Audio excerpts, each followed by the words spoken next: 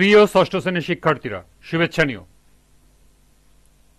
আজকে আমি তোমাদের বাংলাদেশ ও বিশ্ব পরিচয় বিষয়ের দ্বিতীয় অধ্যায় বাংলাদেশের ইতিহাস এর 12 পৃষ্ঠার পাঠ 3-এর কাজ 1, 2 এবং কাজ 3 সমাধান করে দেব।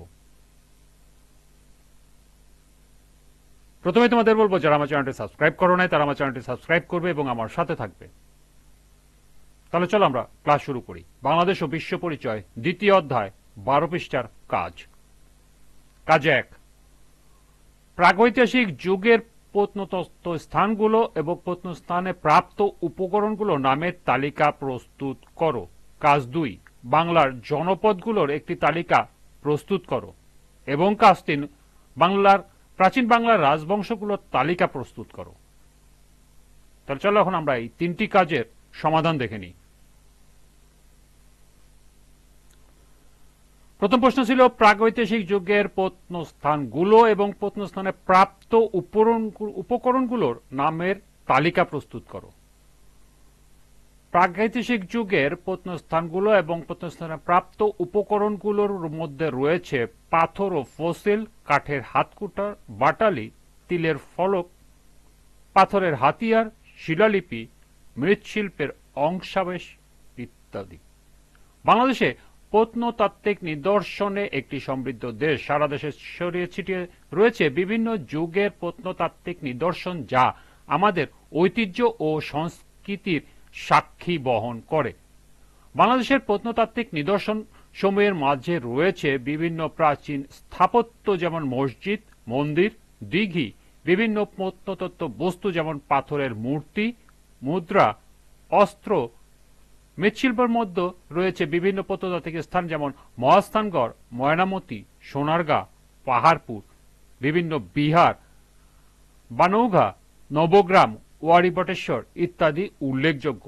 বাংলাদেশের প্রত্নতাত্ত্বিক নিদর্শন আমাদের ঐতিহ্য ও সংস্কৃতির অমূল্য সম্পদ। দ্বিতীয় প্রশ্ন ছিল বাংলার জনপদগুলোর একটি তালিকা প্রস্তুত করো।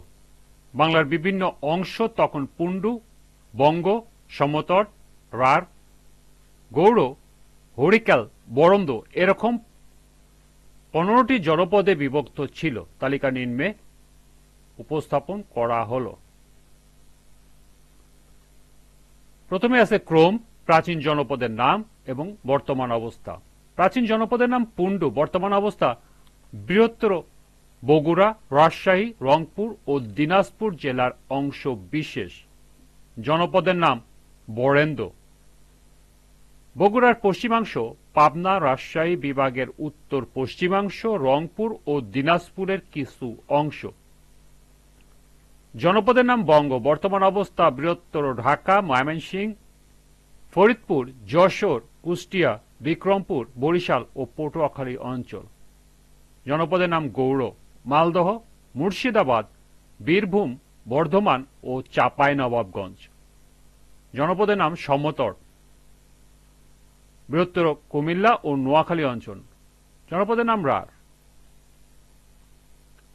বর্তমান অবস্থা পশ্চিম বাংলার দক্ষিণাঞ্চল, বর্ধমান জেলা। জনপদের নাম হরিকেল, চট্টগ্রাম, পার্বত্য চট্টগ্রাম, ত্রিপুরা, সিলেট। জনপদের নাম চন্দ্রদ্বীপ, বরিশাল, বিক্রমপুর, মুন্সিগঞ্জ জেলা ও এর পার্শ্ববর্তী অঞ্চল। জনপদের নাম বঙ্গাল। মধ্যযুগের ভুলুয়া, বর্তমানে নোয়াখালী জেলা ও পার্শ্ববর্তী অঞ্চল। জনপদের নাম সপ্তগাঁও, বর্তমান অবস্থা খুলনা এবং সমুদ্র তীরবর্তী অঞ্চল। জনপদের নাম তাম্রলিপ্ত, মেদিনীপুর জেলা। জনপদের নাম রুদ্র বা আরাকান, বর্তমান অবস্থা আরাকান, বৈশালী, মহাং এর মধ্যে। জনপদের নাম সূক্ষ্ম,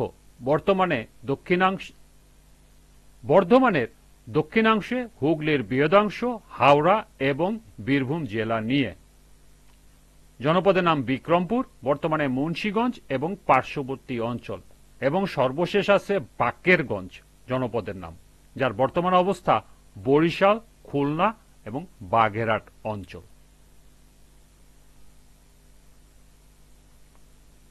শেষ প্রশ্ন ছিল প্রাচীন বাংলার রাজবংশগুলোর একটি তালিকা প্রস্তুত করো। প্রাচীন বাংলার রাজবংশগুলো তালিকা নিম্নে উপস্থাপন করা হলো। প্রথমে আছে ক্রম, তারপর আছে রাজবংশের নাম এবং স্থায়িত্ব। 1 নম্বরে আছে শশাঙ্ক, স্থায়িত্ব 594 থেকে 615। পাল রাজবংশ, স্থায়িত্ব 775 থেকে 1154। সেন রাজবংশ, স্থায়িত্ব 1155 থেকে 1225। তুগলক রাজবংশ 1338 থেকে 1352 পর্যন্ত। ইলিয়াস আলী রাজবংশ 1352 থেকে 1414 পর্যন্ত। রাজা গণেশের পরিবার 1414 থেকে 1435 পর্যন্ত। ইলিয়াস আলী রাজবংশ পুনরুদ্ধার 1435 থেকে 1487 পর্যন্ত। হাফসি রাজবংশ 1487 থেকে 1494 পর্যন্ত। হোসেন শাহী রাজবংশ 1494 থেকে 1525 পর্যন্ত। সুর রাজবংশ 1525 থেকে 1526 পর্যন্ত। এবং সর্বশেষ আছে মুঘল রাজবংশ 1526 থেকে 1757 সাল পর্যন্ত। এই ছিল 12 নং পৃষ্ঠার পার্ট 3 এর 3টি কাজের সমাধান। আজকের ক্লাসটি এ পর্যন্তই।